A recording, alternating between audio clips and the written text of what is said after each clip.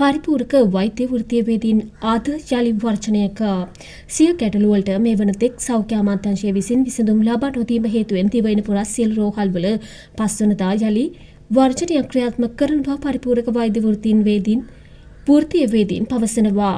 අද උදෑසන 8 සිට මෙම වර්ජනයේ ක්‍රියාමාර්ගයේ නිරත වන බව පරිපූර්ණක වෛද්‍ය වෘත්තීයවේදීන්ගේ ඒකාපත්‍ය බල මණ්ඩලයේ ප්‍රධාන ලේකම් චානක ධර්ම වික්‍රම මහතා පැවසුවේය. කෙසේ වෙතත් මෙම වර්ජනයට පිළිකා රෝහල, මාතෘ සහ ළමා රෝහල්, වකුගඩු රෝහල් සහ මධ්‍යම ලේ බැංකුව ඇතුළු සුවිශේෂී ආයතන සම්බන්ධ නොවන බව සඳහන්ය. උසස් වීම් ගැටලුව ඇතුළු ඉල්ලීම් කිහිපයක් මුල් කරගනිමින් පරිපූර්ණක වෛද්‍ය වෘත්තීයවේදීන් පසුගියදා වර්ජනයක නිරත වූ අතර මේ හේතුවෙන් රෝගීන්ද දැඩි දුෂ්කරතාවයකට පත්විය.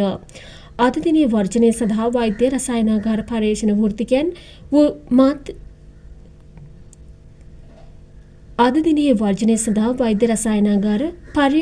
වෘත්තිකයන් ඖෂධවේදීන් ඇතුළු පරිපූර්ණක වෛද්‍ය සේවාවට අයත් වෘත්තීන් 5ක් එක්වන බව චානක ධර්ම වික්‍රම මහතා පැවසුවේය.